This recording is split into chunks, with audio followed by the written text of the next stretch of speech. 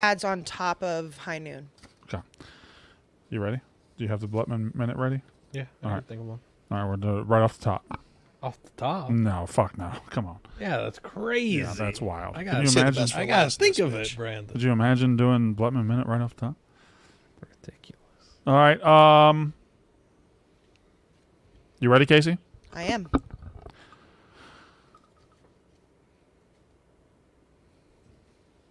Hello and welcome to Unnecessary Roughness Barstool's college football podcast, brought to you by High Noon Hard Seltzer. And that's what Casey's about to tell you about right now, even though Big Ev's going to say, no, I still haven't tried the tea. Go ahead, guys. Well, that was going to be my question. Have you tried the tea? I'm a vodka guy at heart. I do the vodka. This is what I do. This is what I drink. The vodka seltzers. Yes. Well, okay, I have some homework for you. He is the double vodka Don. Well, he is, but I mean, the teas are also vodka. Responsibly. The teas are also vodka. So, but I understand what you're saying. You're a double vodka seltzer soda water guy. But next week's the 4th of July. We've got a break. The next time that we meet to do this podcast, Ev, I'm gonna need a tea ranking from you. I can make that happen. Okay. Drink them teas, boy. Drink them teas. I actually had a girlfriend in the city this weekend, and she tried all the teas, and she gave her power rankings, and she was just very, very happy that I responsibly forced her to drink High Noon teas, because the High Noon teas are my favorite right now. But, of course, we have, like Ev said, the original vodkas. We have the tequila. There's a new tequila pack that's out this summer, the Fiesta pack. So go to highnoonspirits.com. If you somehow don't know where to find High Noon, which at this point in 2024, I find it very hard to believe that there's not High Noon in wherever you buy your wine, your beer, your liquor. But if not, highnoonspirits.com. 4th of July is next week. Then you've got the downhill, which I understand you're not supposed to wish summer away. I get that. After the 4th of July, I'm ready for college football season. You start thinking about tailgates. You start thinking about live college football shows. And guess what, Ev? We'll have High Noon there, too. I'm excited. It's like you said, July 4th coming around the corner. I mean, any time is a good time for a High Noon, but there's something about a cold one in the summer. Yes. College football, just extra, just slaps a little bit harder, as the kids say. The pool pack is right in front of us. The box is on the floor over there. And just like the way that the pool itself looks on the pool pack is just so 4th of July summer inviting. Like, it makes me want to be laying on a raft in a pool right now with a kiwi or a peach High Noon. I've just kissed a High Noon can. That was really sweet. Isn't that sexy? Just delightful. So They're sweet. just delightful. I'll tell you what, Brandon. I'll be having some High Noons tonight. Yeah, well, let's talk about that because, me, and I like to keep a constant rankings of who the biggest fans are around my personal station and everything. And I personally, I know if my team was ever going to be in the College World Series final, oh, wait, they were 3 years ago. I was there, had to be there. You weren't going to stop me from being there. And if I know my friend Big Ev, if I know my friend Evan, boy, if Ohio State was competing for a national title in baseball right now, his ass would be in Omaha. And Well, it's funny that you mentioned that because I actually asked him earlier about that, and he said no.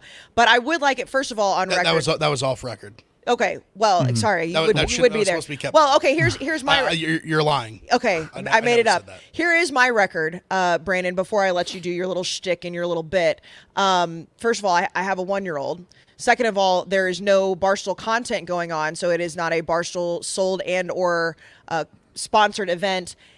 And also, when you went, you were forced to be there for 2 weeks because we had the Barstool Sportsbook close to Omaha, and you guys did live shows there every single day. Am I correct? I don't remember that part. And then also the next year when I went in 2022, you sat in this little studio right over here and just talked shit about me being there the whole time. Am I correct? No, I don't remember that. I know is I am having FOMO. I will say, I did tell Ev this. If it was obviously a football national championship or a basketball national championship, there would be literally nothing that would keep me from being there other than like something with my son. Well, Big T's there. Big T's there. Well, Big T just got there on Monday. He has no. I'm not even trying to throw shade at the man, but like he's just here for Game 3, which is or in Omaha for Game 3, which is great. He also wasn't there for Game 1 or Game 2, and he doesn't have a 1-year-old. He has 3 children. He has 3 children. I believe he has triplets. Oh, that's what the okay. T No, I he do. wears is for. I do feel a tad like I should have gone just as a fan. I'm not going to Well, pretend to be the I'll biggest tell you A&M this. baseball fan of all time, but I am an Aggie, so I love it, and I will be the most annoying person on the planet when A&M wins tonight. By the sixth inning, you will either have the most FOMO you've ever had in your life, or you will be 100% at peace with your decision. Yeah, 100%. Yeah. 100%. And, I mean, you've been to Omaha. Obviously, you were there, like you mentioned, when you guys won that year. It is so damn hot. And it is also the longest sport on the history of the planet. I don't understand how long college baseball games are. And I bet, like, how are they possibly that long? Well, there's that, and I don't know if people know this about Omaha. I certainly didn't know about Omaha. It doesn't get dark till like 9:30. It's crazy. It doesn't get dark till 9:30, and like you have these games start at 6 o'clock local time, and they are fucking hot because there's no so hot. there's no wind, there's no I guess there's a little wind. You see some at the stadium, but it's pretty much for the most part, it's just you're baking, and that stadium does not have a lot of shade. No, it doesn't. It's weird. It is absolutely a thunder pit for heat, and it's rough. And I remember Mississippi State played a 3.5-hour game and celebrated for a national championship in the daylight. Like, there's a chance whoever wins tonight celebrates in the daylight, which is unbelievable. It's crazy. And also, like, so when I went in 22, I was pregnant but hadn't told anybody yet. Like, only my family knew. And so, like, you want to talk about the most miserable experience of my life. And, like, Mince was there, like, trying to get me to do literally every single thing possible. And I'm pregnant. I'm sick. It's hot. So I do have a tad bit of PTSD. Obviously, a lot of my friends are out there. A lot of my, friends that especially have kids that know what's going on. Like, this is like a great trip for them. I do kind of wish I was there, and also am glad that I will be in my air conditioning at home on my couch, hopefully celebrating a national championship, which we have not had since 1939 in one of the three. It's a top tier event. Omaha is a top tier sporting event. You get 8 fan bases, which now is down to 2. 8 fan bases out there in a great city. Omaha's a terrific fucking city. But if if your team's ever going to win it, you should go. Yes. Know where KC wasn't? Where? At the national championship for poultry judging, which Texas A&M won. Yeah, if you're not going to go to the baseball national championship, why not go to poultry judging? We won this year? We did. Wait, is that a new one? There's a part 4?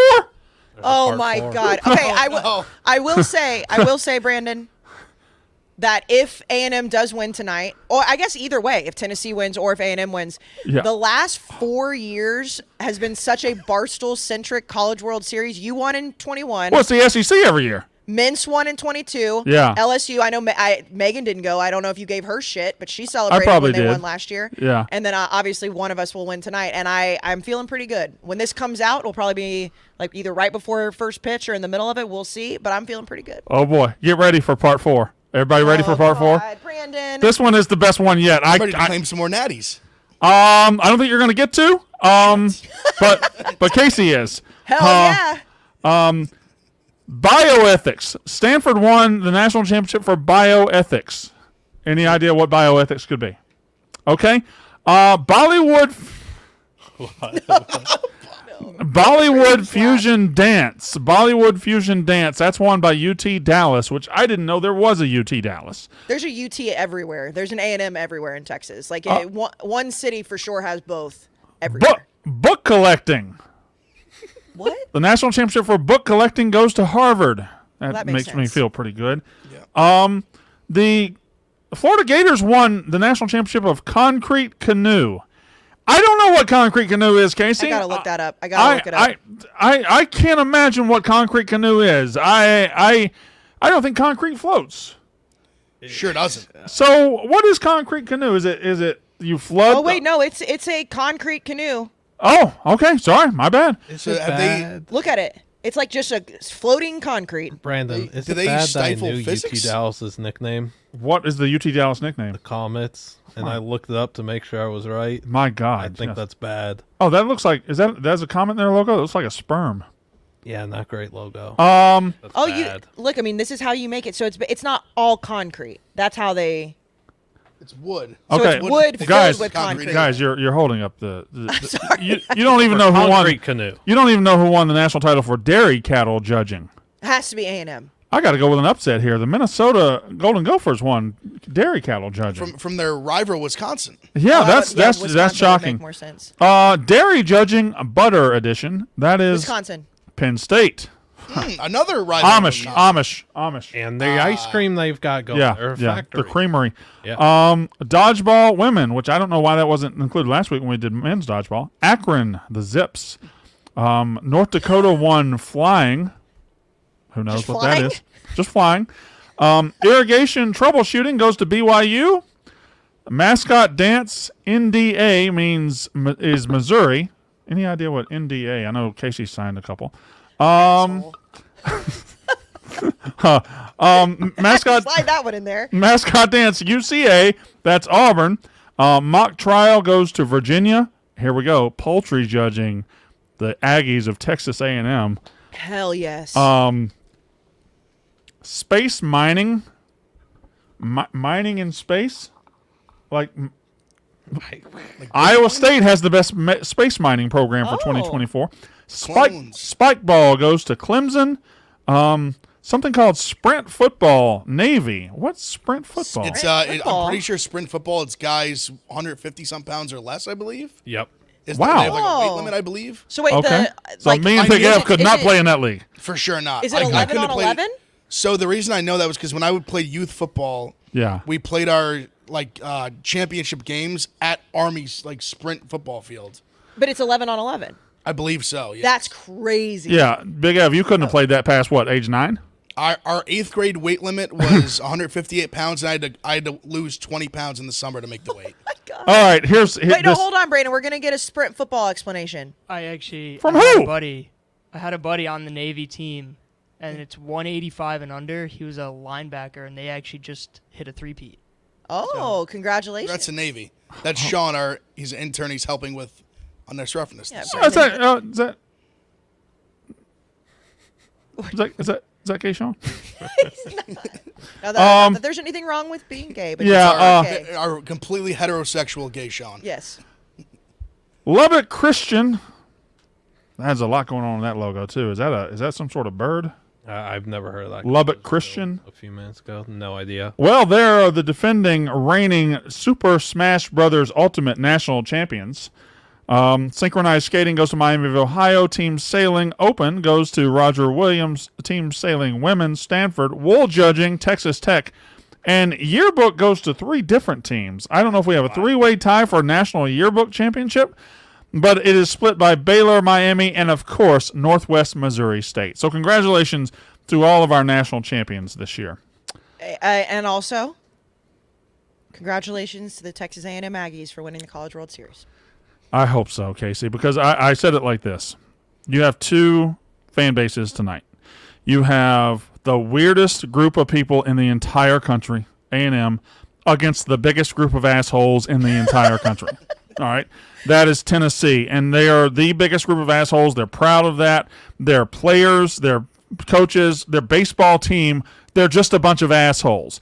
And they're against the weirdos. The weirdos with the we're ball also proud 5 of- and the bubbles and all We're that proud shit. of being weirdos. Yeah, but you are. You're weird. So it's a weirdos. Nobody really wins here. Nobody Oh, wins. please. But I do hope if it's weirdos versus assholes, I'm rooting for the weirdos. I saw Josh Pate tweet this, and I responded with a Jack Nicholas, nodding yes, or Jack Nicholson, when he was like, I don't think that you guys are ready for Texas A&M to win a national title in, one of the 3 big sports.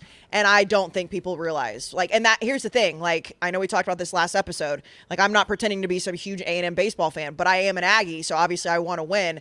But because we don't win anything like this, we haven't won football since 1939. We haven't ever won in basketball. We're going to be insufferable. That's why Ev and I were having this You're not conversation. scaring me. You're not scaring me. Well, I know- Tennessee fans exist. No, I know, but I'm just saying that it's going to be it's going to be wholesome insufferable, where Tennessee would not be wholesome insufferable. You guys could win the next 25 national titles and never once become as insufferable as they are right now. Oh, I love that. And by the way, I have a 2-minute drill, and I have questions kind of surrounding this, because Ev and I had this conversation before we started recording, obviously we're a college football podcast. We're all big college football fans. College football is number 1. It is crazy how far, caring or wanting a championship in the other sports, how people rank them, because football's number 1, and then after that it's a true debate for a lot of people. Not for me, but for a No, lot of to people. me, it's not. It's one football with a bullet, two college basketball with a bullet, and then they're big gap and pick whoever you want to after that. Yes. No, I was told that people up that don't have big baseball teams or have hockey could care less about baseball. Like A&M doesn't have hockey. We're in the South. The Big Ten doesn't give a shit about baseball. That's what I said. Yeah, exactly. We I talked. said no, in Ohio State, no one cares about It's baseball a at all. southeast and west coast sport, and now the Pac-12 is dissolved. I don't know how well the West Coast is going to hold on to it, but it's a southeast and west coast sport. Yeah. The one thing I guess, not looking, if Tennessee does win, they will try to convince you that this baseball national title means as much as football or baseball. They will try. They'll try their best. They'll convince themselves, which is Yes. it's just scary. The in issue itself. is nobody's going to listen. Correct. No, well, but you're absolutely right, because and I was having this conversation with some of my guy friends from college that are also not in Omaha, and they're like, yeah, like of course we have a little bit of FOMO, but like we would literally like die before we would miss a college football national championship. We would do everything we can to get there for basketball, but I do feel like there is kind of a little bit of a feeling with the Aggie fan base right now as well, kind of like that. Like if we win tonight, when we win tonight, that they're gonna celebrate it as hard. Like that's just not true. Like everyone with telling the truth knows you wouldn't celebrate a baseball championship as much as a football championship if you like football. Also, it's tough because it's the only one, it's the one of those three where the kids aren't technically on campus. That's true. Like the other two, you get this big celebration. Basketball Yeah. or baseball, you won't. Everybody's no one's right, there. Right. Yeah. All right. I did, Brandon. I do want to know: did you buy Mississippi State fans Rocco's shots when you were there? No, because it wasn't really. We were the first fan base to make it a thing. I think we made really? it. Yeah, because I think we built it up pretty good and put the number out there. We obviously routed everybody our year. Then Ole Miss came by and had to beat us, and then LSU came through and had to beat them. Now it's a thing every year where everybody wants to beat it and beat it and beat it. And I feel like we put it on the map. We just like put it way up there. And so if we go back again, I might do it, but. I don't know. Like I saw like attention-seeking idiots like Clay Travis buy a bunch of shots for people, and they're not even there. So I just think that's such a desperate move for anybody. Why? Well, What'd you do? Well, here's the thing. This is where I will counter your point. Clay Travis bought it for the whole bar and then claimed it all for Tennessee. That's bullshit. Like, that's not all Tennessee fans. I sent money to the A&M Viceroy, who is there, and said, give these to only Aggie fans. So I bought them for my own fans because I would do that if I was there and not a mother of a 1-year-old and still did a lot of Jell-O shots. I would say, okay, I'll buy it for all these Aggie fans. I'm not. So I gave money to a college kid so he could buy them for his friends. That's a nice thing for me to do. Yeah, you're a terrific gal. All right. Do y'all want to do our transfer quarterbacks discussion, or do y'all want to go ahead and rank our top 5 group of 5 helmets? Whatever you want to do, Brandon. I think we do helmets first, but that's I'm just throwing my. God, I like the way it's so stupid to do helmets first. I like the way you think. We're definitely gonna do helmets first. Yeah, I'm incredibly stupid. We're definitely doing helmets first. No, but I'm the same way. I'm like, we have an actual substantive quarterbacks discussion we can have and actually talk football, or we could talk helmets of a group of 5 teams. So let's do that first. I am very excited about the transfer conversation, by the way. Like, I didn't realize how, I mean, you know how stacked it is, but like when you really dive into it's weird, Casey. This year it's like it's stacked as far as quantity. And quality-wise, I feel like there's a big drop-off, and I don't know there is a big drop-off. I don't know how great the quality is this year, and I think that's the discussion we're going to have after we rank the group of 5 football helmets. Because whenever you see a top 10 helmet ranking in college football, you see your Texases, you see your Notre Dames, you see your Alabamas, you see your Michigans, you see your Florida States, your Miamis. You see all these every time. Now, people can put them in what order they want to, but you see those teams. And I don't think the group of 5 gets enough love in their uniform department. There are certainly games you turn on TV and you see a helmet that just fucking pops. You're like, oh my God, look at that. That's special. So I said, let's do our top 5 individual group of 5 helmets. Somebody's going to have to make this graphic, by the way. Do you know who that's going to be? Lukey? Good. All right. So I will allow. You know what? Go first. You go first. No, I was going to go with Blutman first. I was going to go seniority backwards. So I was going to go Blutman to Big Ev to me to you. Oh, thank you, Brandon. Well, I said seniority. I didn't say importance. It's a key distinction. Fist bump. Okay. So are we starting with number 1 or number 5? He's going to start with number 5 and work his way all the way up to his number 1. Then Big Ev will do his 5 through 1, and then I will do my 5 through 1. And Blutman, take it away. Yeah, importance to me is their group of 5. You say, oh, I turned this group of 5 game on and a helmet stands out. I say, I've seen that helmet 36 times this season already. I'm just stoked to be able to watch some good football. I love the group of 5. Everyone knows that. I had some alternate ones too. I wasn't sure. I was going to give some honorable mentions. So like an honorable... Why don't you do your honorable mentions at the end? After everybody else has had a chance to go. Fine. You know what? Never mind. Do your honorable mentions too. Honorable How mention. How many honorable mentions do you have? 3, because they're alternates. So I asked you to do 5 and you did 8. I wrote down 11 or 12, yeah. Honorable mention to Ball State's white retro helmet. Honorable mention to Tulane's Angry Wave helmet. And honorable mention to Western Kentucky's big red position helmet. Now that that's out the way, number 5, Appalachian State's black helmet. It's just very, I don't know, it's just simple, good, classic helmet. I love it. It looks really good on a football field. Number 4, Middle Tennessee State's silver helmet. I don't think it gets enough respect. I think the MT letters there are cool, and I think the little lightning thing's cool as well. I think that works well.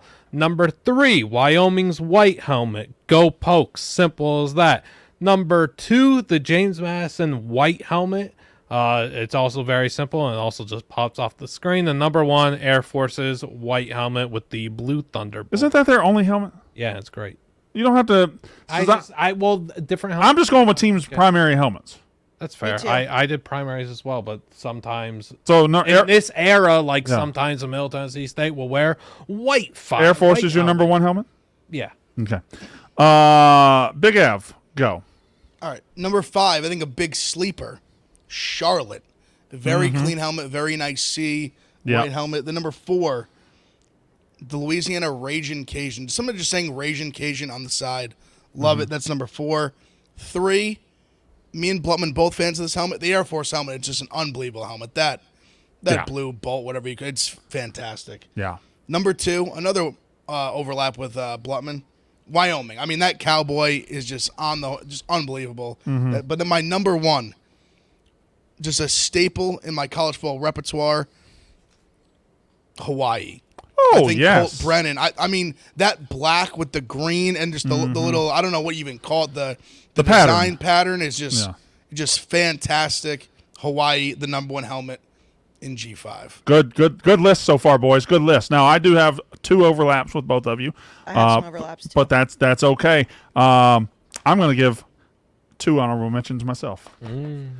My honorable mention number 1, the UTSA Roadrunners. Like that road. Thank you. The UTSA Roadrunners. Number 2, honorable mention, the UAB Blazers. The dragon on the side. I like the UAB Blazers. My number 5 helmet, going to the Mountain West. San Jose State. I like the white San Jose State with the Spartan. I like that helmet a lot. Number 4, the MAC, Toledo Rockets. This is what got us started on the conversation last week, I believe. The Toledo Rockets, just a clean, beautiful, perfect helmet.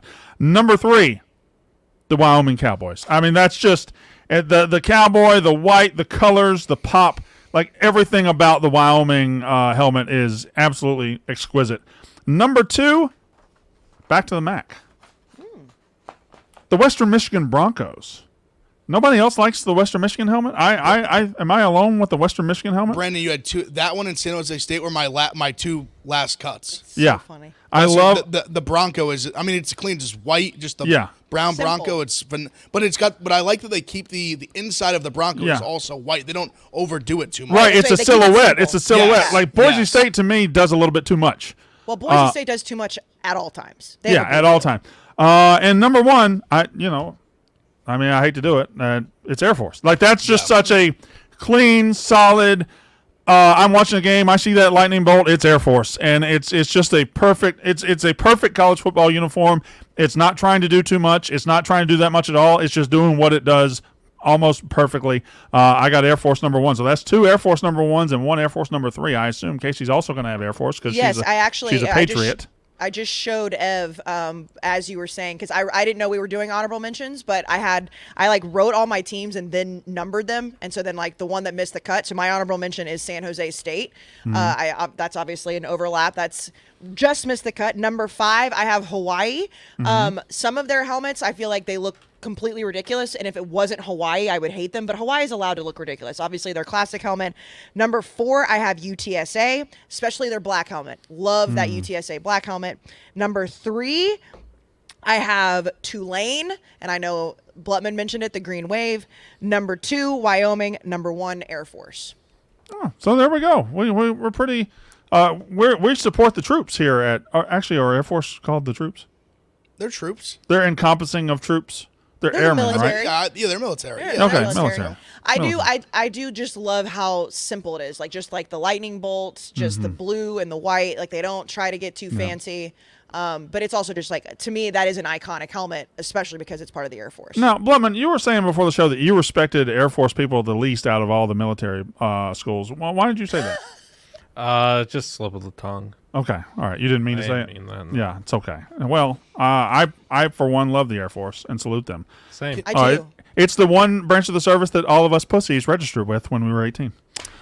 I just appreciate how good Mountain West is a conference. Their helmets are just elite. Oh, Big F, listen. Mountain West is Mountain just phenomenal. And we didn't even mention, I mean, UNLV has some strong helmets at times. Boise State obviously has some strong helmets. San Diego State's had some good San Diego ones. State has some good ones. I like Yeah. even the Nevada, just the pack I actually kind of appreciate. Yeah. You know what? I think we said this whenever we were talking about it, that like Liam wants all those helmets. Ev and I were looking at the same time. There's a guy on eBay that sells every single group of 5 mini helmet just right now. You can go purchase all of them for him, Brandon. You know, I'm just going to say something out loud, and I want to see how you guys think about it. I think if the Pac-12 had done football and cared for football as much as Mountain West schools and fan bases and everything, that we would still have a Pac-12. The Mountain West buys into football. They give us these helmets. They give us these everything. Like there's passionate fans there, and the Pac-12 just kind of fell apart because they didn't give a fuck. Maybe the Mountain West should have been the Pac-12 all along. How about that? I was going to say this. The only good thing that come from the Pac-12 dying is more people get to care about the Mountain West and start watching more Mountain West games. And know it's very fun, Mountain West at night.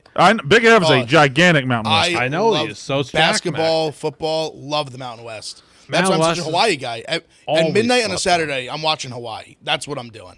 You don't need to ask me. Saturday at midnight, my ass is firmly planted on the couch with a firm indent in that couch, watching Hawaii. You know what is going to make that really funny this year, Brandon, is that obviously since Ev is a new addition to the podcast, like we're going to basically be having a Hawaii game tracker every single live episode this year. Oh, you're gonna see my eyes just darting with sweating out Hawaii +7 on the island. Yep, can't wait to watch Brain Shaker play quarterback again. Good ball. You've been player. waiting all year. Good ball player. Fist bump. Brandon, you know what else is phenomenal? Not Something just you're going to tell us about. Well, yeah, phenomenal hair.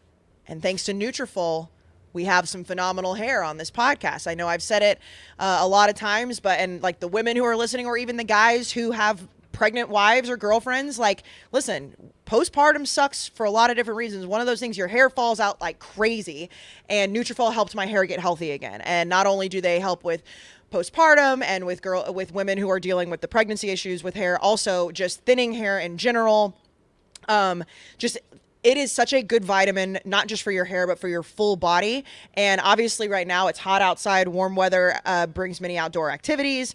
And when you're outside and you're thinking about just like what the sun is doing to your hair, you want to replenish your hair with those vitamins. Obviously guys wear caps a lot. Girls, I'm wearing an A&M baseball cap right now. That does affect your skin, your scalp, and your hair. So Nutrafol is the #1 dermatology recommended hair growth supplement brand, with over 1 million people seeing thicker, stronger, and faster growing hair with less shedding. And that's the big thing here. It's not just about like making you have a little bit more hair. It's healthy, thick, luscious hair, Brandon, which I know you know about. You two in Chicago, you both have luscious hair. So take the first step towards achieving your hair growth goals. For a limited time, Nutrafol is offering our listeners $10 off your first month subscription and free shipping when you go to Nutrafol.com/men and enter the promo code UR. Find out why over 4,500 healthcare professionals and stylists recommend Nutrafol for healthier, just luscious hair, Big Ev, luscious. Nutrafol.com/men, spelled Nutrafol.com/men,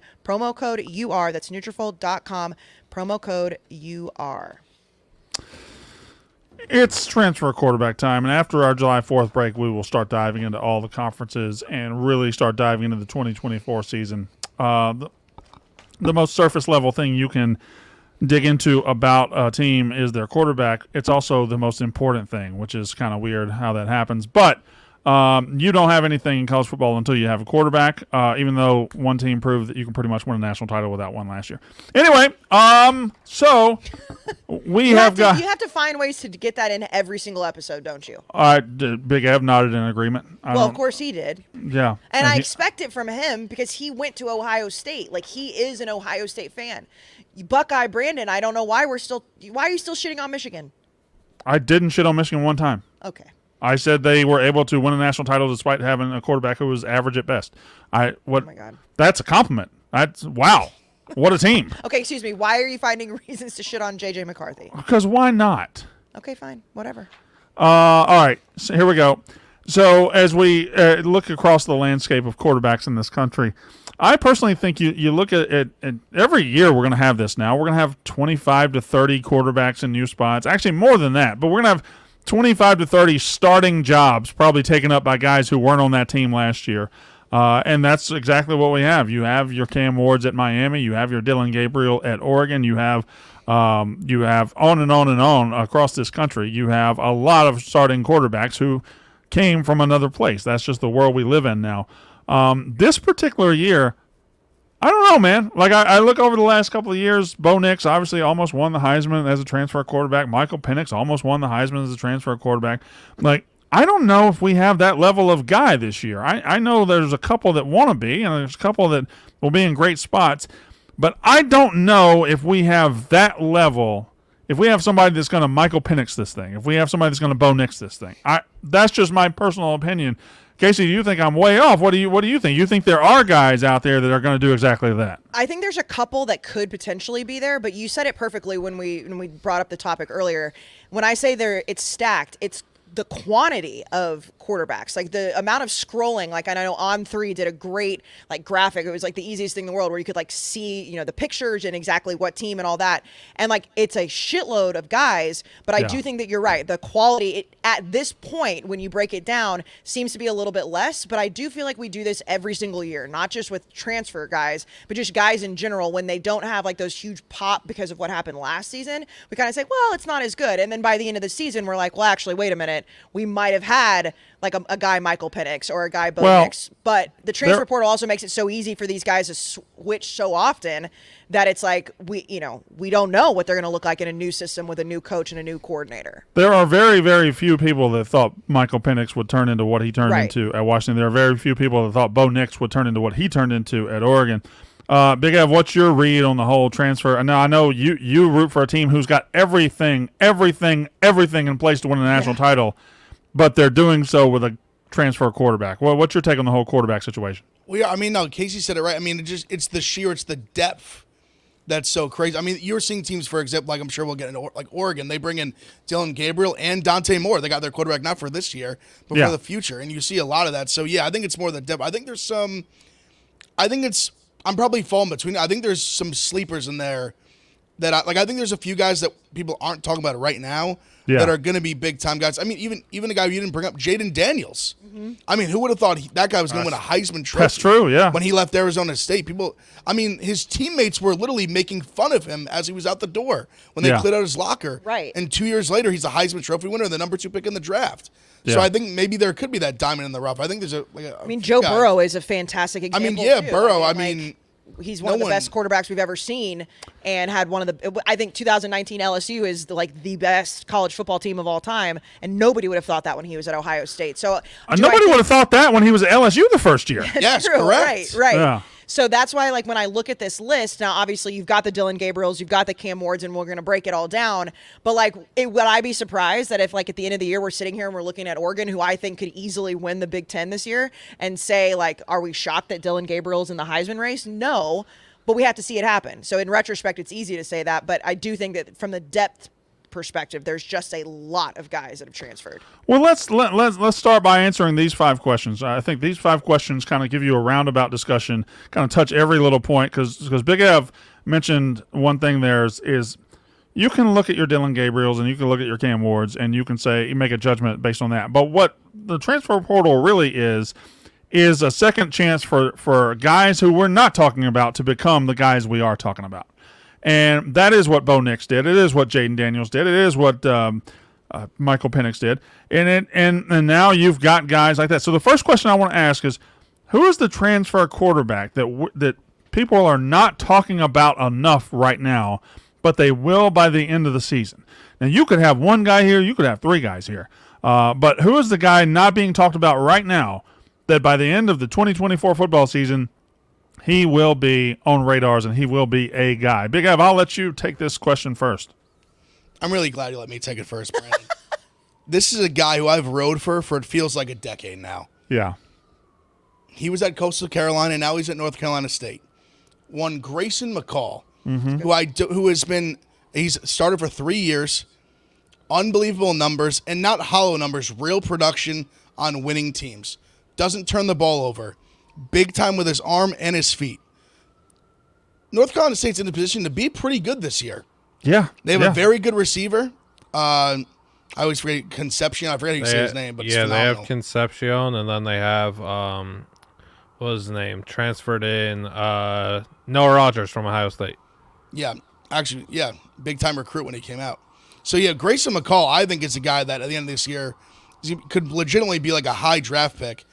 I love the offense he ran at Coastal. I think he's going to transition very well into this offense. I think Grayson McCall is going to be very, very good at North Carolina State. He's had a weird North Carolina State getting a lot of predictions to have a really, really good season. He's had a kind of a weird road in that. Remember after his sophomore year and Hugh Freeze got to Auburn, everybody assumed he was going to Auburn. Yeah, like everybody said, this guy's going to Auburn, this guy's going, and then he just never did. He stayed at Coastal. He stayed at Coastal probably longer than people thought, and then after you get used to the fact that he's staying at Coastal, he's not transferring. Bang, he transfers to NC State, and it's an NC State program that they're close, and they've had some good talent recently, good teams. They've of course had the big Devin Leary year a couple of years ago, but now they're a trendy team in the ACC. Casey, who's the one quarterback we're talking about right now? It could be 1, it could be 3. I don't care. Who's the quarterback we're not talking about right now, but we will? Brandon, I feel like you and we have like a little bond over this guy because he's hurt our hearts. And I think that we could be talking much better about him. This is one Tyler Van Dyke, who will be at Wisconsin. So obviously, we've made the joke on this podcast, like we've been very high on him in Miami. And, a couple of years ago, we had him as like the quarterback to watch. And what we saw, and it happened with DJ when he left Clemson too, was like because these guys don't have the success at these massive programs, not to say that Wisconsin is not a massive program, but they are, but like all the hype in the world, all the potential. And then when it fails and they leave, it's like a lot of people just forget about him. It's like when DJ went to Oregon State, now people like us who are like paying close attention, we're watching what he's doing. A lot of people probably didn't. I feel like Tyler Van Dyke is the type of guy that has a lot of potential, has a ton of hype, very athletic. It didn't work out at Miami. And I understand Wisconsin plays a different style of offense, but I do think that he's a guy that we're going to look at and be like, holy shit, he was not near as bad as it was made out to be at Miami. I don't think that Wisconsin's going to all of a sudden become like a national title contender, but I do think that people are just kind of like forgetting about him and throwing him aside. He's going to a Big Ten school. They're going to be running the ball a lot more than Miami did. Like I do potentially see him being like, his second chance really was a good decision for him to go to Wisconsin. Liam Blutman. Yep. Who is a quarterback not being talked about right now? Who is transferred? Who we will be talking about by the end of the year? There's a lot of options. I have one at the Group 5 level. I also have a few at the Power 5 level. What would you like to hear? Knock them all out, buddy. Go Group of 5 first. All right. I think you have to. I honestly think you have to start with Malachi Nelson, right? I don't think enough people are talking about from USC to Boise State. Yeah, and guess who he gets to play with? Prince Strachan, who I name drop on the show a few shows ago. 6'5" receiver, Mike's brother, Big Mike. Yes. How about Chris Marshall coming in the odd career? Is that the one that he started out at A&M, went to Ole Miss, and just never got on the field? then went to JUCO. Now he's spawned in at Boise State, and if he could get his head straight, He spawned in. That is Spawned in is a strange phrase. He's had a strange journey. One heck of a talent, though, and Malachi Nelson gets to play with him, too. And they've also got Latrell Caples there. They've got a really solid, pass catching. Also have one of the best running backs in the country to lean on, too, right? They do, Mr. Ashton Genty. They also have 2 great backups, Jambres Dubar and Sire Gaines. Are you saying Star Wars characters right now? I'm saying Boise State running backs. Sorry. And they've got a squad, and they've got really interesting opportunities early because Malachi Nelson's going to play at Oregon in his second game at Boise State. He's also going to have a chance to play against Washington State, and Oregon State, which are, they were thought of, and now they're little guys. So, Boise State's got a lot of opportunity. Malachi Nelson's got a lot of opportunity to show us that he's not some mediocre throwaway bum that people are kind of starting to label him as. I'm excited to see him play ball. And your Power 5 guys? Power 4 guys? One of them, Malik Murphy. Point at. Malik Murphy at Duke. What did you point at? What did I point at? I don't know. I don't. That was Replay so what I strange. did. Why- Kyle Filipowski? Yeah, that's why I did. Totally intentional. I have Kyle Filipowski's crying picture on my That was so confusing when he just pointed like somebody was in the room, like Malachi Nelson just popped into the studio. It's a Malik I Murphy, also Duke. Boom. I also have Nobody Cares About Your Career on my shelf too, and we'll do a full review on that one later. Brandon. All right, go. I think that nice. Malik Murphy is worth kind of investing in and seeing what happens. Yeah, he's there with Manny Diaz at Duke, and yeah, Duke did lose a lot, but Duke's going to start off with Elon, Northwestern, UConn, MTSU. You could be looking at 4-0 there. Malik Murphy starting to cook a bit, then you're playing UNC in a rivalry game that a lot of people are going to start watching. If he performs there, then he's got a clear path to just, kind of garner that media attention, right? And get things going there. And he's a nice dual threat athlete. All right. Is that all? Yeah, for now. I mean, there's so many others. We have so much time. Okay. Brandon. A quarterback not being talked about right now, but we will by the end of the year. In the SEC, you're going to be talking about a lot of guys. Jackson Dart's going to be a very good quarterback. Carson Beck, very good quarterback. There's, throughout the conference, there's some guys that are good. There's some transfers in that are going to try to look good.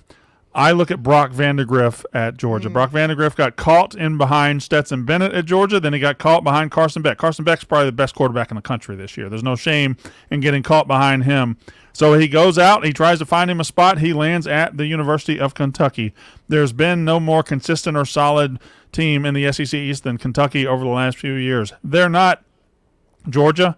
They're not Alabama's talent. They're not LSU's talent. But goddamn, Mark Stoops has got that talent level higher than it's been in a long time, and he's had it there for a while. I think at receiver they're pretty stacked. They've just been waiting for the right quarterback. They've tried. Hey, listen, they've been in this transfer quarterback game for a while now. They had Will Levis. He never gave them more than average. They had Devin Leary last year. Disappointing, I would say. I would say he was very disappointing. Very disappointing. And it hasn't really, Levis, I guess, worked in the fact that Levis was a draft pick, but he didn't really work. Like he was fine.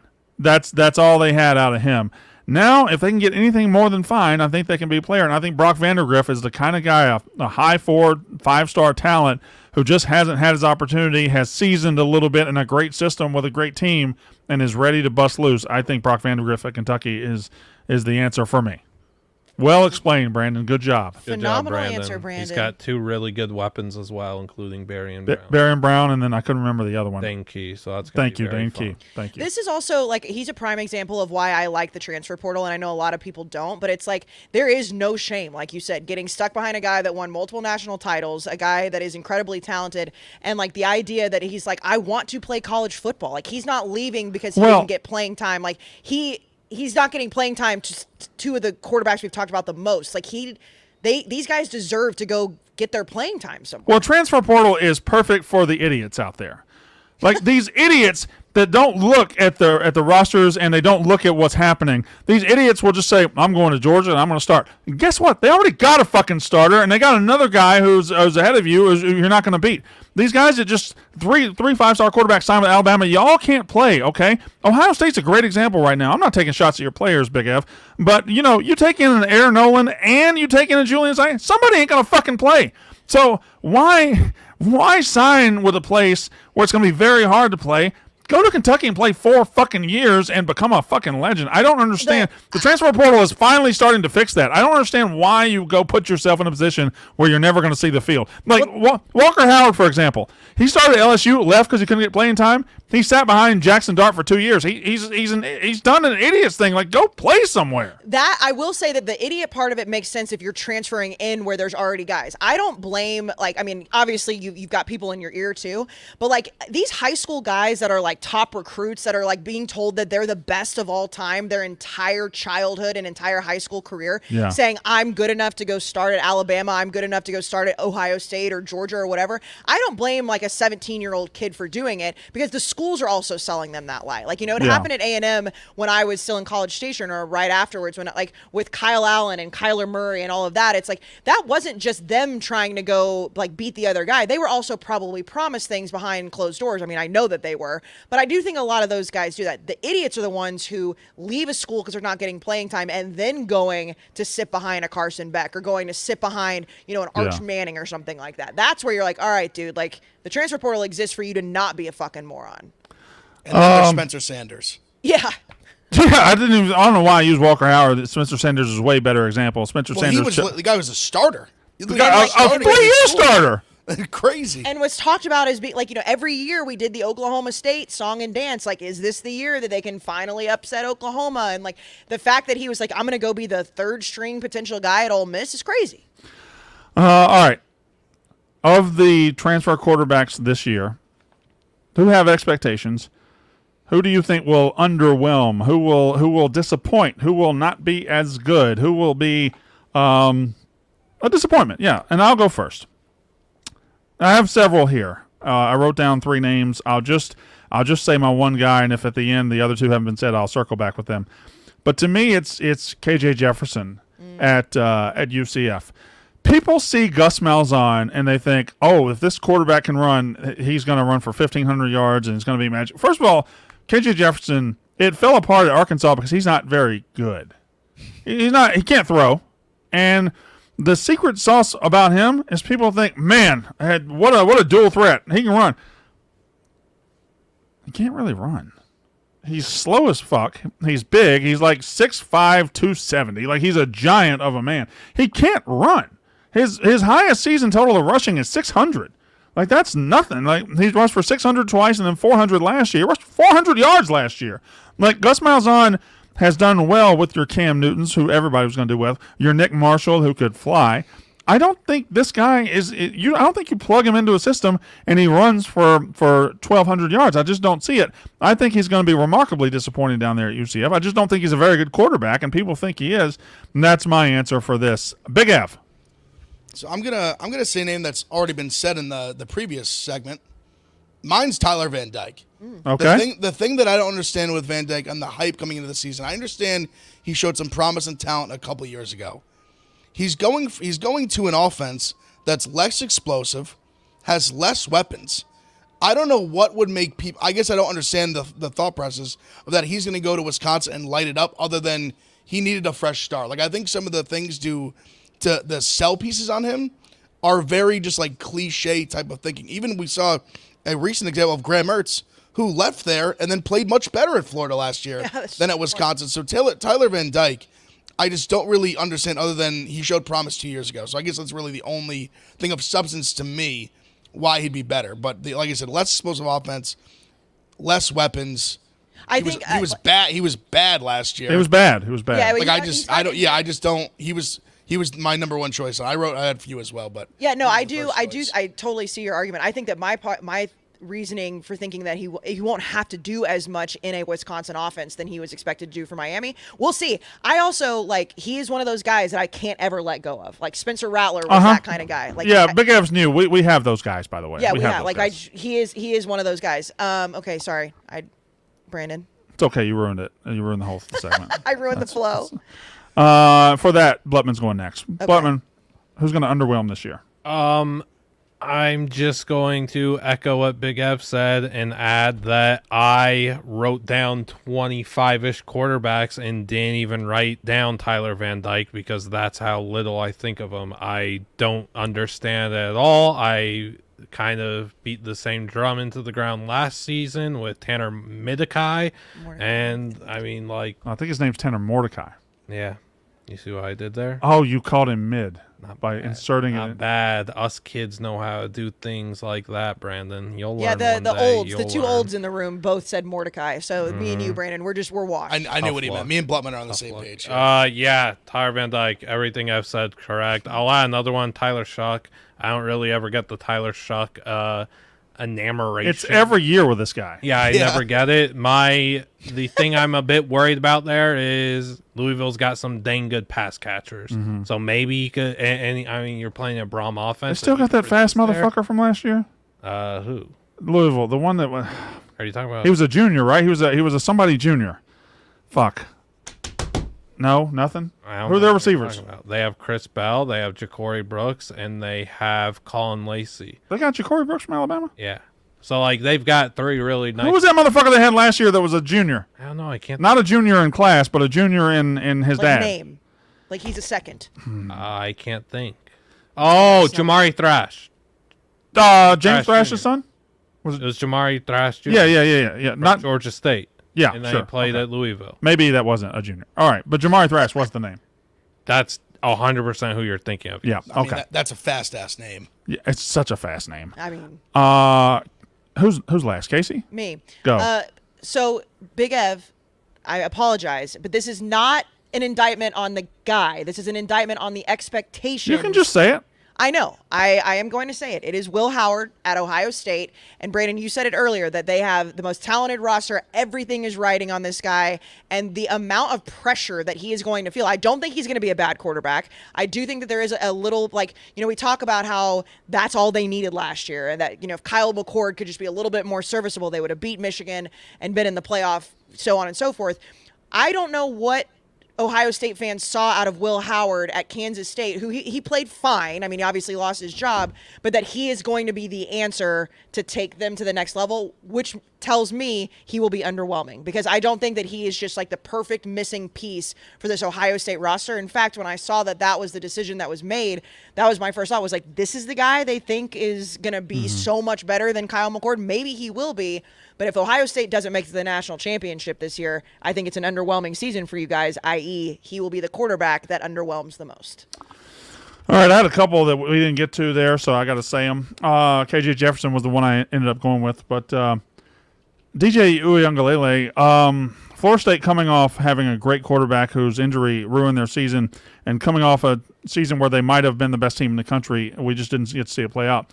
And then turning to DJ is just bizarre and baffling to me. I don't understand it. Like, we saw him at Clemson just not live up to expectations. We saw him go to Oregon State and be just perfectly acceptable, be fine.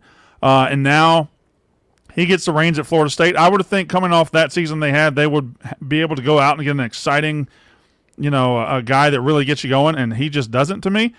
And here, this one might be controversial, and their fan base online are just a bunch of great big bitches.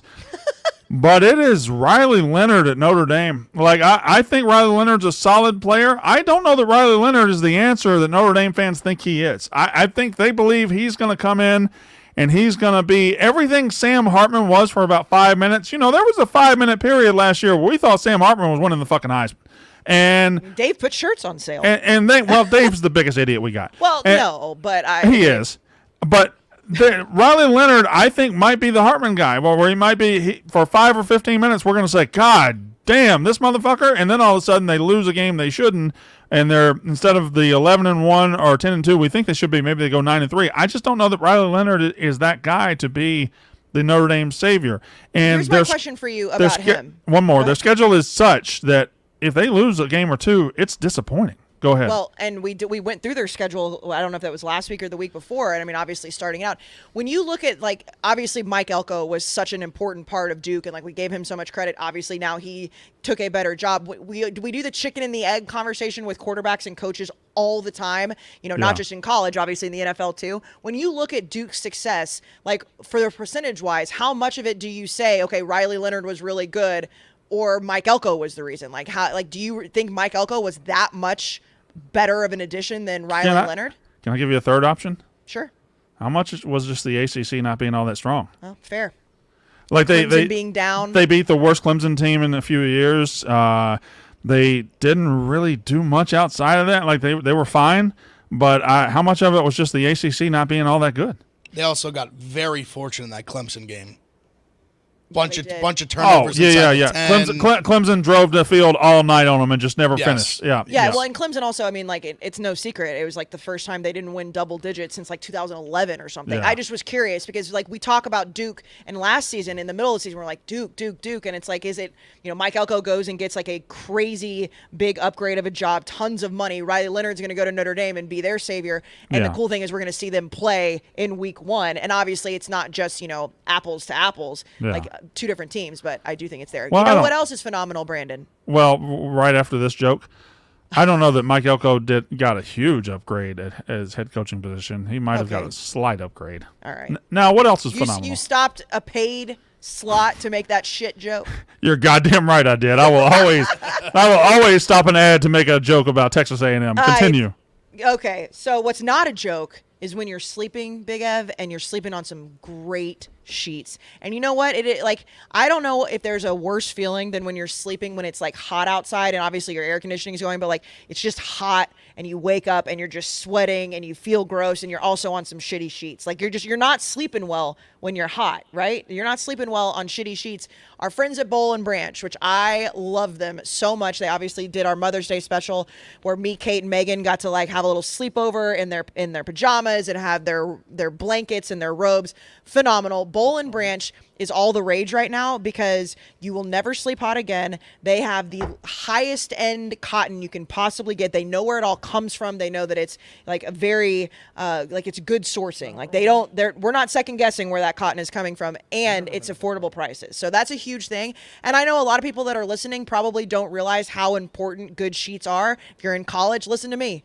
Good sheets are important. Ladies love good sheets, Big Ev. I know you know that. Brandon, Liam, you know that. Boll and Branch can help you right now because they can fit all types of mattresses too. It's really annoying when your fitted sheet comes off in the middle of the night. That will not happen with Boll and Branch. And you can do a 30-night worry-free guarantee. And if for some reason you do not like them, which I can promise you, hand to God, you will love them. Free shipping and returns on all U.S. orders. It's an absolutely amazing product. Choose from over 100% organic cotton. They're naturally cooling, Ev. The naturally cooling weave, a European flax to be light, airy, and softer than soft. So get your coolest, most comfortable sleep with Boll and Branch. Get 15% off plus free shipping of your first set of sheets when you use promo code RUFF at bollandbranch.com. That's Boll and Branch, BOLLAND, branch.com. Promo code RUFF for 15% off. Plus free shipping. Exclusions apply. See site for details. You also get the Casey Smith guarantee on this product, Big Ev. You get the Casey Smith guarantee.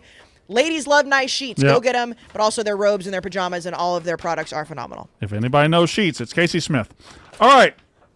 I mean, you know what? I'll own that one. Sure. Yes, I Okay. do. And I've slept on some shitty sheets, fellas. Boll right. and Branch, you will make people happy. All right. We're going to skip ahead to who's the most intriguing of the transfer quarterbacks. Maybe not the best, maybe not the worst, but the one that just intrigues you the most. And because I have just written down who Big Ev is going to say, and I'm going to show it to hey, look, that's who Big Ev's going to say. That's his answer, okay? So, Big Ev, I will let you start.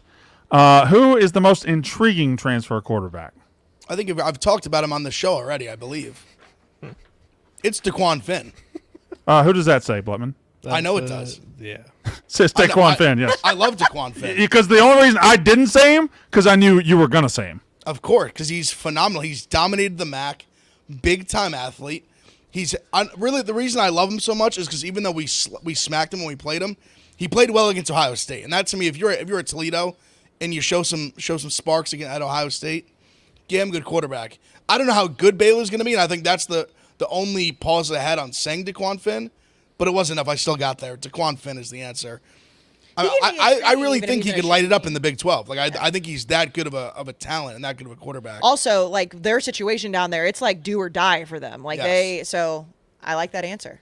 Love DeQuan Finn. Can I Casey, go next? yeah, please. Well, so, and I know that this, like, and you probably agree with this, but I think that it's Will Rogers, because I think what we saw out of Will Rogers when he was at Mississippi State, it was the offense, R.I.P. Mike Leach, the offense, and he had these crazy stats, and then because of what happened, again, R.I.P. Mike Leach, he didn't get the opportunity to go and let it fly anymore because they changed the scheme. He's going to Washington, which we've seen what happens when quarterbacks go to Washington. I mean, Michael Penix, I understand Kalen DeBoer's not there anymore, but, like, there's still the opportunity for him to go into an offense that seems to be like it's going to be more familiar to him the way he played it at Mississippi State. I think he's the most intriguing. Do I think he's going to be, a Heisman contender? No, but it's intriguing to me that he's going to get to go back to what he's really good at. Yeah. I'm sorry. I don't know what to do with Will Rogers. I just know what he was in the Mike Leach offense. Mm-hmm. And I know what he was not in the Mike Leach offense. And I know Washington is going to play a more Mike Leach type offense, but they lost all of those receivers, right? Every single one of them. Yeah, but Jed Fish is going to figure it out. I mean, he figured it out at Arizona, and I understand it's a completely different regime now that Caleb DeBoer is gone, but, like, I don't think that we're going to see some massive switch up because Jed Fish is now there. I mean, he was very similar to what Kalen DeBoer did. Yeah, they're weighing on the Denzel Boston breakout wide receiver. Mm-hmm. That's what I was thinking. I'm trying to see where Will Rogers is all times. I was thinking he had a chance to he was going to break the all-time SEC passing yards list, and then Mike Leach passed away.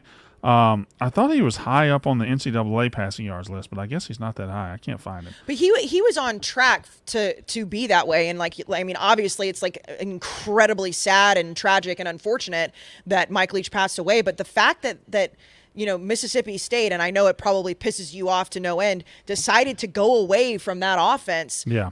Is insane. I don't want to talk about that. Okay, I'm sorry. That was some bullshit. That's what that was. Yeah, so I do think that he, with Jed Fish, who obviously had, great offense at Arizona, I think that it's going to be a really good fit for him, and it is very intriguing to me to see what happens when he's able to go back to doing what his skill set is. Blutman, who's the most intriguing quarterback?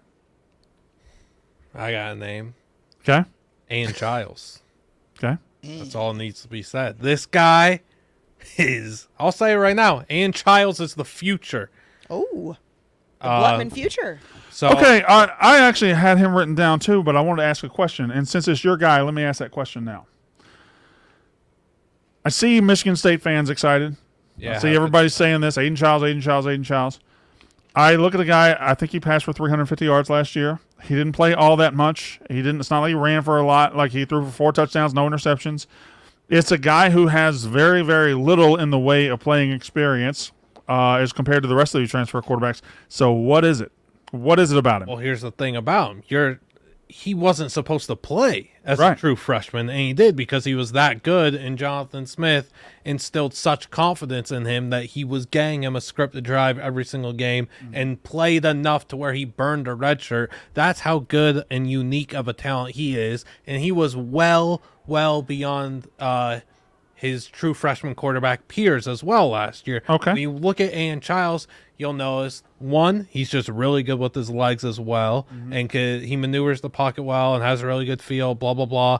Very confident, very poised, throws an immaculate ball downfield. Yeah. He could throw it all over the park, too. Like, this guy, he's just the NFL guy at the end of the day. And now he gets to play with Antonio Gates Jr.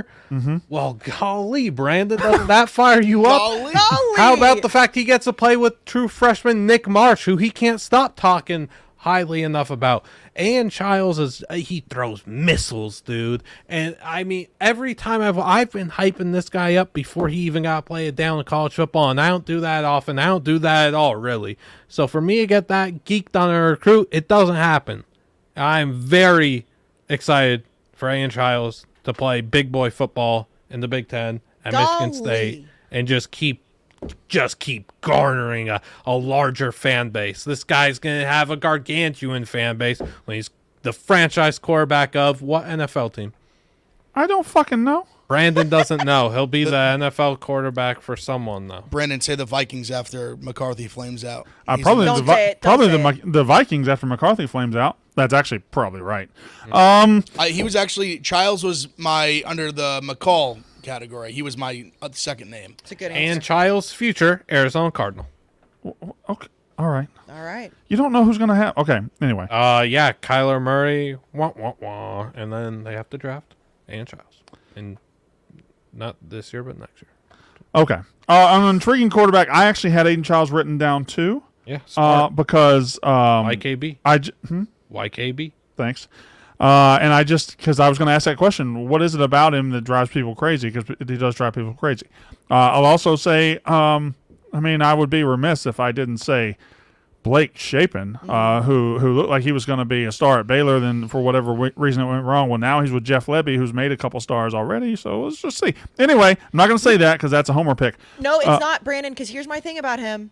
You remember for a while Uh-huh. that when we talked about the Big 12 and we didn't mention Blake Shapen as like a top quarterback, that Baylor fans went fucking nuts. Now, Baylor fans are morons. We Yeah. do know that. But there's still something there that obviously they were seeing that we weren't seeing. So maybe he just didn't work out with Dave Aranda. Maybe he didn't. And let's say he's with an offensive guy now, with Jeff Lebby. We'll see. And they have loaded up on the offensive side of the ball with transfers and recruits. So defense, pretty scary, but whatever. I guess I'll just say for intriguing quarterback, Big F, do you know where Diego Pavia is playing this year? Yeah, at Vanderbilt. Isn't that fascinating? I love one of my favorite midweek watches. Right, like he's a good, solid, exciting quarterback, and now he's going to go into every single game this year.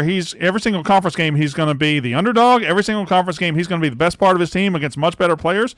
I think he's the kind of guy who kind of fits in that role, though. Like, you've got a wild card quarterback. Like, you can't just attack Tennessee and Florida and Georgia from Vanderbilt with just the standard drop them back, 5-step drop, throw a slant. You can't do that. You got to have some sort of wild card, some sort of guy that changes game planning. And I think that might fit. Is that crazy to say? It's crazy to say that you're intrigued by Vanderbilt. I'm not intrigued by Vanderbilt. I'm intrigued that they got Diego Pavia to be their quarterback, yes. I just learned that Loic Fungi transferred from Texas Tech to go play at Vanderbilt. I didn't know that. So he's got a good weapon, athletic. He's like 6'4". Had a really good Texas Bowl a few years ago. Do we have any more advertisements to hit?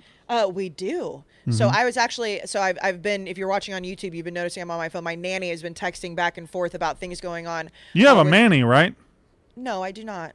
That'd be cool if you did. No, but I immediately makes me want to go home and watch Modern Family. I was just thinking about what I need to do for my son's dinner tonight, and I was like, you know what sounds awful?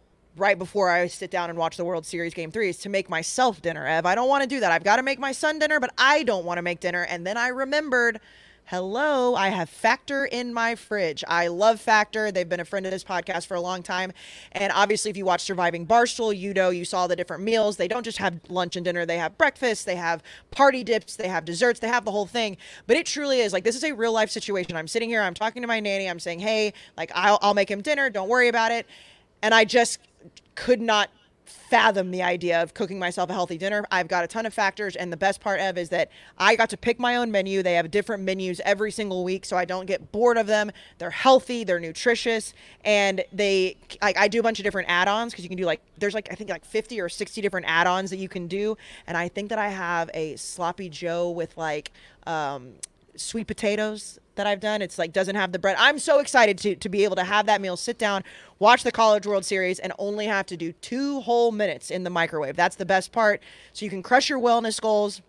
They're dietitian approved meals and ingredients that you can trust. From breakfast to dessert, stay fueled with easy, nutritious options. They've got Calorie Smart, Protein Plus, Keto. They've got all of it. And again, it's just 2 minutes. It's never been frozen either. So these aren't like frozen meals that you have to worry about. They come to your door.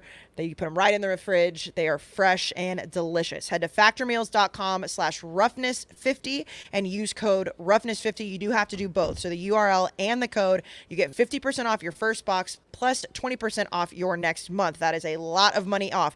That's code roughness50 at factormeals.com/roughness to get 50% off your first box plus 20% off your next month while your subscription is active. It makes your life so much easier. It really does. All right, now Casey, you said that you have a 2-minute drill. I do. I didn't know if you wanted to do it since we had a couple more transfer quarterback portal stuff, but I can go right into it if you want. I forgot. I did leave 2 categories on the table. Yeah, but we can. You just made me real sad for a second. I'm sorry. That's my mistake. I want to apologize to everybody here. We still have some. So we have 2 categories. Also, like even if you don't want to do the full 2-minute drill, I do have 2 questions that I do want to ask because they're pertinent to like today. Okay, we'll do the full 2-minute drill. We'll speed through these because these are the 2 easiest questions to answer, I think. Which transfer quarterback has the best situation? And I just think I'm not going to go around the room here because I'm just going to say it's either Oregon for Dylan Gabriel or Ohio State for Will Howard. Like there's no. Correct. Like Will Howard's walking into an offense that's ready to win a national title. He's walking into receivers. He's walking into running backs, the best running back room in the country. He's walking into everything. Everything he can run into, he's walking into it. So is Dylan Gabriel. Gabriel walking into a situation that's ready to win a national title. If anybody has anybody other than them, speak up now. Curtis Rourke. Curtis Rourke is zero expectations at Indiana, and he gets to play with Coach Sig and Mike Shanahan and Tino Sunseri. Yeah, and he's got a good receiving core, and he's going to be able to throw the ball a heck of a lot. Yeah, Curtis Rourke, because there's zero expectations, and he's going to outperform everyone's low expectations. So what you're saying is the entire country, there are 3 perfect situations. There's Dylan Gabriel at Oregon, Will Howard at The Ohio State University, and Curtis Rourke at Indiana. Yeah, Will Howard could have the best conditions. No, we're not ranking him. We're saying I understand, okay. And it still wouldn't matter. Is my issue and why I just cannot do that. Okay, I'm not built like that. Curtis Rourke's got it easy. How are you built? Like this. Saying Curtis Rourke for a question that there were only it's his one brain, answer Brandon. to. He can't help it. It's his brain. He's a prisoner of the brain. Anybody have anything to add there?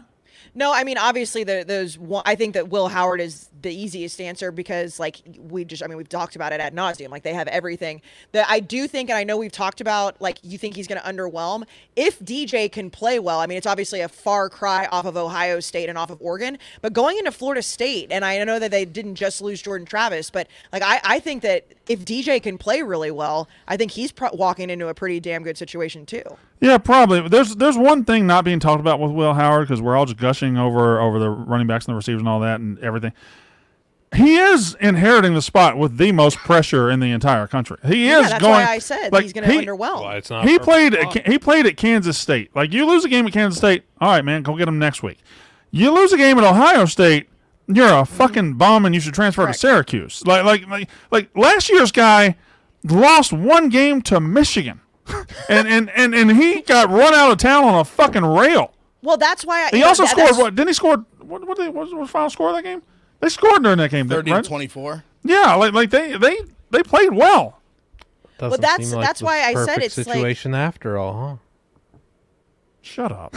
Well, like I said, if he himself might not underwhelm, which is why I said in the most underwhelming, it's the situation might underwhelm. Because, again, I don't see what Ohio State fans, exactly what I said in that category, are seeing that makes him so much better than Kyle McCord. So that sucks for him. If he has one bad drive, they're going to be calling for his head.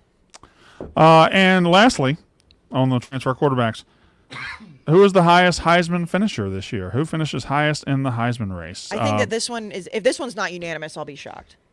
I just don't like this guy as a quarterback. I know who you're saying. You're saying Dylan Gabriel at Oregon. Correct. Yeah. I just don't think he's very good, Casey. I think he was okay at Oklahoma. He was okay at UCF. I just don't think he's Here's And he my still counter to that. he might not be very good and still be a Heisman finisher. Well, Or here's maybe my- I'm just crazy. Here's my counter, Brandon. Yeah. Did you think Bo Nix was a good quarterback at Auburn? Well, no, certainly not. Well, Certainly, I did that's not. the thing, right? So it's like the Dan Lanning like magic that happened. Like Bo Nix had no business being where Bo Nix was. If you would have asked me that when he was Auburn, I mean, that another thing we beat to death on this podcast was making fun of Bo Nix, the legend of Bo Nix, and what Dan Lanning and the whole system there was able to do for him. Like I was shocked that he got drafted as high as he was, because I was like, I don't think that Bo Nix is that talented. I think he was put in a great situation with a great college football coach, and I think that what Brent Venables was able to not do for Dylan Gabriel, I think that Dan Lanning will be able to. Well, they put up numbers. I mean, Dylan Gabriel did put up numbers with Jeff Lebby at Oklahoma. I just think there's something missing to go from numbers to being an elite quarterback. Big Ev, you think it's Dylan Gabriel too, though? Yeah, he was. I tried in my head to make an argument for Riley Leonard, but I kind of agreed with your point you made earlier. Where I think Notre Dame's going to underwhelm a little bit. Dylan, I mean, even with Bo Nix, I was going to say what Case said of Bo Nix.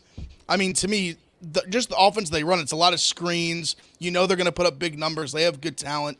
Dylan Gabriel, like I wouldn't be. It almost would shock me if he wasn't like the top 5. Yeah. And you? Anybody?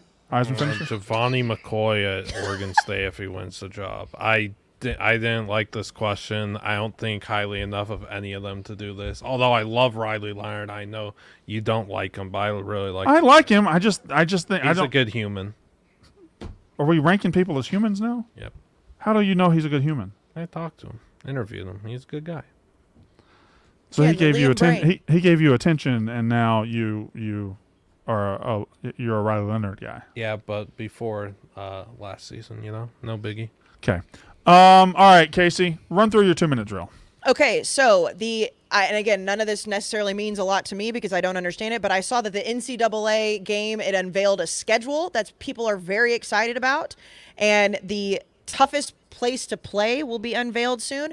And my first question, Brandon, is if you had to guess as a NCAA expert where the number one toughest place to play on the video game for the 2025 video game season would be, where do you think they are going to go?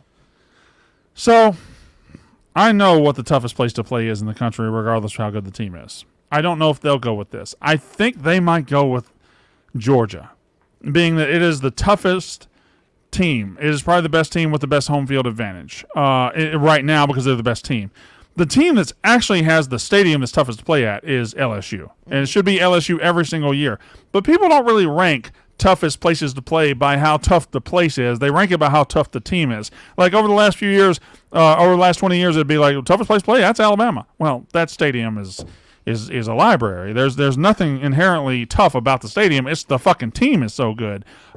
Same as Michigan. Like Michigan last year won the national championship. Really hard to play there. Not because the big house is overly loud or intimidating, but because Michigan's team was so good. So I think NCAA or the college football game designers will put it as Georgia. I think the actual answer is LSU. So that actually disappoints me that they do it that way because I was. Well, I don't know how they're going to do it. We hadn't seen a game in 10 years, so Well, I'm just I guessing. didn't know if you knew from like the past games. Like I would agree that I think LSU is the toughest place to play, and I am very much on record that I think that Georgia is overrated as a home atmosphere. I understand how good their team has been, but I was kind of hoping that they would go off of like Utah would be up there for me. That's who I was going to say. Utah would be my pick. Are you Yeah, crying? it's just hard to go there. I'm trying to hold in cough. Yeah, He's So crying. for about 10 minutes, I was staring daggers through Sean, trying to get the water. We finally got there. He's crying. So we're recovering now, but I've been holding in coughs for like 10 minutes. But we're good. Well, I mean, there's places that are inherently tough to play, and then there's places that are tough to play because they have elite teams. Like Utah is always tough to play. It's hard to go over there. It's hard to it's just hard to get ready for that red. What do they call it? The red, whatever they call it. But it's just The mighty Utah student section. Is that what they call it? at Sac Lake City. Yeah, that's what they say. He's making some of that up, right? No. When you look at him the way that you do, like it again, I know I say this, and people that listen, like, Yeah. thank you for listening. The looks that you give Liam are just pure, just befuddlement. Is that a word? He vexes me. Hope He you're vexes impressed. you. You're He befuddled. vexes me. Perplexed. Go ahead. What's number 2? Number 2, and the number is limitless. There is no number that you cannot say. and we talked about this off the top, that obviously we know that it's like number one with a bullet is winning a college football national championship. Like that is, I know Ev knows how that feels. You and I do not. Liam, do you know? I don't. You love so He many doesn't teams. know. He doesn't know. He doesn't know. Okay. Is there a number of basketball national championships and college World Series combined that you would be okay with to trade like a national championship in football? Does that number even Okay, exist? what is the equivalent to one national championship in football? Is what you're saying? So with both of them combined. So not just college baseball, not just basketball, both basketball and baseball. So you are a powerhouse. I think if you told me I could have one national title in football or this number of college basketball national titles, I think it's pretty close. I would go 3. I would go if you tell me I can have 3 national titles in basketball, I think I'm okay not having a national title in football. For college baseball, I would say the number is like 25 to 30. Like the next 3 decades of never losing a game might be equivalent to a college football. Otherwise, nothing is equivalent to a college football national title. Ev? Baseball, there's not the number, the limit does not exist. Yeah. Yeah. They could win the next 100. I couldn't give a fuck less. Basketball, I was gonna say same as Brand. I was gonna say 3 or 4. I'll guess 3 is fair. I mean, if they win 3 now, that'd be crazy. So That'd be 3, fucking crazy, right? I think 3 is a good number for basketball. Like being a UConn fan right now in basketball is probably pretty fucking sweet. Oh, it's got to be awesome. Because I was even trying to get there on 2, and I was like 2. I was like, nah, give me the football. So yeah, 3 is the number. Liam, do you have one? Yeah, maybe it's because I wasn't alive, but I'd trade all 11 of UCLA's for one football. Yeah, no, I think that I would have to go 5 basketball national championships. Not that, 3 would be awesome. I think that I just want so badly to see a football national championship that, those 5 March Madness wins would be so sick, but I would trade it. And I agree with Ev, and I know that I shouldn't say that on the night. Like, maybe it's going to, piss off the baseball gods, but I don't think there's a number of College World Series that I would trade for a college football national championship. And the fact that you said that, Ev, as somebody who has seen Ohio State win one, that to me is that's crazy. You've already seen it, and you. Can I make a confession for the show? I should probably get out in front of.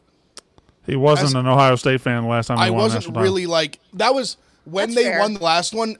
That was when I transferred. Okay. So I basically got accepted and decided I was going to go there right as they were winning that last one. Okay, so you So I haven't got to really experience He's one. played as, for one. He's a played for fan. one. I've played Right, for one. right. Been Okay, close so- a lot. So I guess I never I just assumed that you were already a fan at that point, but that makes sense. So yeah, so you technically you've seen it. He was but at you didn't Coastal feel it. selling dope last time. Yeah. And the crazy thing was, when after I left Coastal, then they won a baseball one. Yeah. So that's true. I went to 2 schools that have won them recently, and I wasn't there actually for either of them. I went to Ohio State. When I went on my visit where I knew 100% I was going, was the spring game after winning They the won the title. national title. Okay, fair. All right. What's number 3?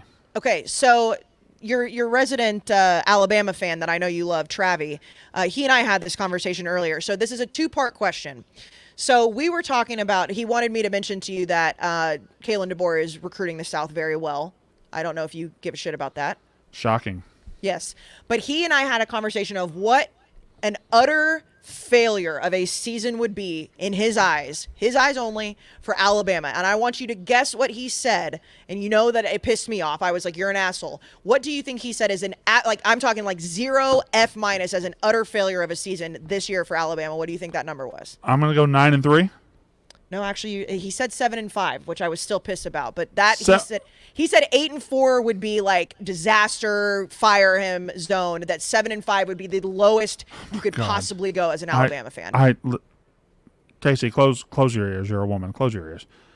I thinking about Alabama going 7-5 makes it move a little bit, a little bit. Thinking about those fucking asshole fans, those bandwagon pieces of shit that have been spoiled for two decades, that have forgotten when they were a laughing stock the last time when they had Shula and Dubose and all those guys. The fact that's possible at Alabama. These new fans do not believe that's possible. If they go 7-5, man, oh my God, they're going to want to fire him. They're going to make it. If you think Auburn was crazy making up an affair for Brian Harsin, wait till you see what Alabama fans, and they're talking about, man, Kalen DeBoer is recruiting the South pretty good right now. No, he's not. The head coach doesn't fucking recruit at Alabama. The head coach just shows up and coaches them. Your fucking machine is still rolling. But let you go 7-5 and see what happens to that machine now. Let's you go 7-5 and see if Georgia doesn't come over and get some of them. Ohio State doesn't come down and get some of them. Michigan come down and get some of them. You go 7-5. LSU's coming and getting some of them. So, God damn, Alabama going 7-5 is.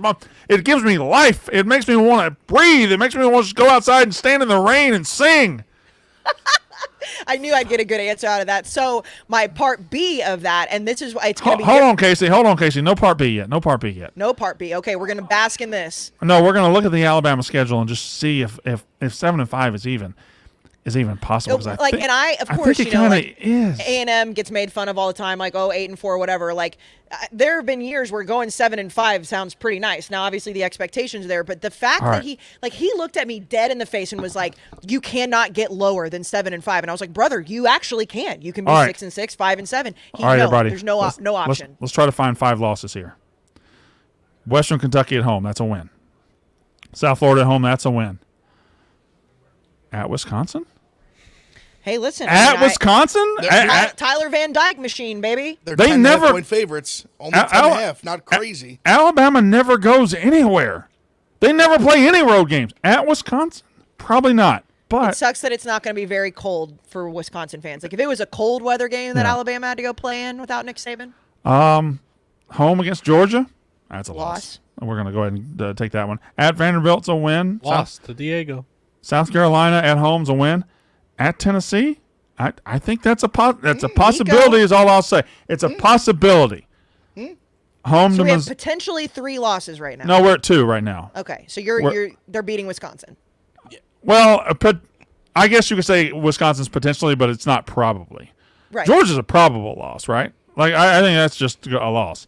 Tennessee on the road, I'd go 50-50 right now. So we're at 3. Missouri at Alabama. I mean, Missouri's going to be good, but they're probably going to take a step back. So I don't know if I can count on Missouri. At LSU, I mean, tough place to play. It's a tough place to play. They've taken better teams in there and lost. That's all I'll say. So in my perfect world, I could be at 4, and that's giving them a win against Missouri, who's going to be a top 12 team. At Oklahoma, and then home to Auburn. It would be a miracle, but 5 could happen. 4 could happen. 3 will happen. And he did say that like his original answer to my question was 8-4, and I said, "You're telling me that if you went 8-4, you would want Kalen DeBoer fired?" And he was like, "There will be a lot of people, but it would take me a 7-5." And again, I just was he's lying. 9-3, those hillbillies are going to revolt. Yeah, that's what I was going to say. Yeah. Like he says 7-5 now, but when he's all lying. of a sudden when they look 3 losses in the face, they're going to be like, I don't like this at all. They haven't felt 3 losses in fucking 18 years. They will melt down at 3 losses. Do you have any more questions, or are we getting out of here now? No, the part B, and then we can save the others for another time. So my part B was, because I know obviously all of us are going to be different, but what does utter failure look like to you for 2024? For Ohio State, I would assume, Ev, is not playing for national title. Yeah, I mean, if you were talking this regular season, I would say 2 losses in regular season would be a disaster. The only reason I would even accept 1 is just because, not accept, just like, I guess we'd still make the playoff, and going to Oregon is going to be an incredibly tough game. So that's if there's a world where we lost that game, made the playoffs, went to the national title game, won. Obviously, I'd be fine with that. Any national title, obviously, is fine. But just regular season, I would say anything more than 1 loss would be a total disaster. I mean, just imagine. Okay, so Liam, UCLA, what's an utter disaster? I've lived it the last few years. Mm-hmm. Brandon? Our coach died like 16 months ago. Disaster for us would be anything under 4-8. But really, disaster for us would be not scoring a lot of points. I think our defense will be bad. But if we don't show some positive steps offensively, it's going to be a bad year. But we got the right coach, and we're going to build, and we're going to build and build and build. Yeah, no, I mean, Ev just is mocking us to our face. I mean, I almost threw up when he said 4-8. We run different races, Big Ev. We run different races. No, you're not wrong. You're not wrong. No. So an empty Rose Bowl crowd would be tough too. Okay. Utter disaster, which this is like, obviously, I think, Aggie fans are up there. Not being able to grab each other's nuts. fuck off. Not being able to, or like we're one of the most. I almost just repeated you, which would have been a crazy clip. We're up there with one of the most delusional fan bases. I will admit that because we haven't won since 1939. For me, though, I think utter disaster is 6-6 because the. Not making, or I guess you could make a bowl game at 6-6. Not making a bowl game in Mike Elko's first year with Weggy and all that, like that to me would be utter disaster. But I think that I would be disappointed with anything less than 8-4. I think you've got some pretty good. I don't think you got better than 6-6 talent. So. Oh, I absolutely do. I'm saying that would be utter disaster for me. Yeah. Would be 6-6. Yeah. I do think 8-4 might even be a little bit disappointing, but that's maybe my delusion talking for a first year head coach. You guys have it so easy. Shut up, Big F. Shut the Shut fuck up, up. Ev. Shut the So fuck easy. up. Go fuck The yourself. weight of the world is on my shoulders with every snap. You guys can waltz in this season. Waltz. 7-5 would be just. I mean, Brandon would Be a goddamn miracle. Brandon would be doing backflips if they. I would not. games. I would not. But I will. Casey 8-4. She's No. doing the lambada. No, If Ohio State goes 9-2 in the regular season, I mean coaches are getting fired. Don't tell my because of- family I said this. I'd suck a dick for 7-5. Exactly. I mean, imagine if I got to wake up every day in that world. That 7-5 makes me want to change my sexual orientation. But Big Ev, here's the problem with Casey's world, with my world. Happiness isn't really possible at the end of the day. You just want to get back to the middle. You just want to get back to not being mad. That's where you know what I want to get back to? happiness is not being mad. Not being made fun of, like not being like, oh, all this money. Look how much money A&M can spend. Look at these #1 recruiting classes, and just like I am so sick of being the punching bag. And Ev, you don't know that feeling. You want to see my mentions after we played at Michigan last? Well, 3 that's years? different. They won the national Yeah, title. I'd you be wanna see okay if mine? my only loss was to the national I champion. get. Oh, I tweet. If I speak, they're like, "Remember, you haven't beat Michigan in blah blah blah days." I just wake up and I can't even breathe. My own fucking without co-host hearing about makes it. fun of my team. Like that's how Oh. much of a joke but we are on that's social like, media. but that's the easiest part of it. All right, I walk the streets and people are like, "Remember?" yeah. I'm like, "Yeah, I you're- remember." You're truly a martyr, Big Ev.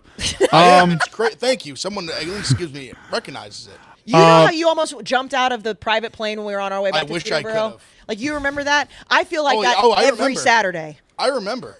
I wish I could have. I wish I had the balls to pull that lever. Before we get out of here, I just realized I promised. It's that moment you've been waiting for. Yep. Ladies and gentlemen, the Blutman Minute. Hello, friends, again. Clemson. Brandon Clemson. They exist. Dabo?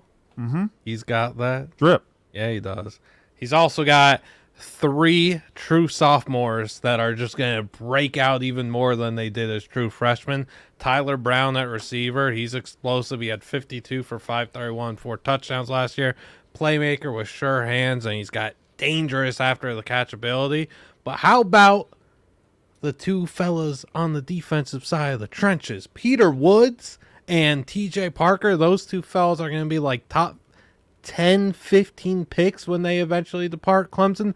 Both of them are absolute menaces. What Peter Woods was doing as an 18-year-old in the ACC trenches, can't teach that stuff. Powerful people mover with great quickness. And then TJ Parker is super quick, has immaculate footwork, a lethal first step. And he's got really like active, strong hands. And he's I'm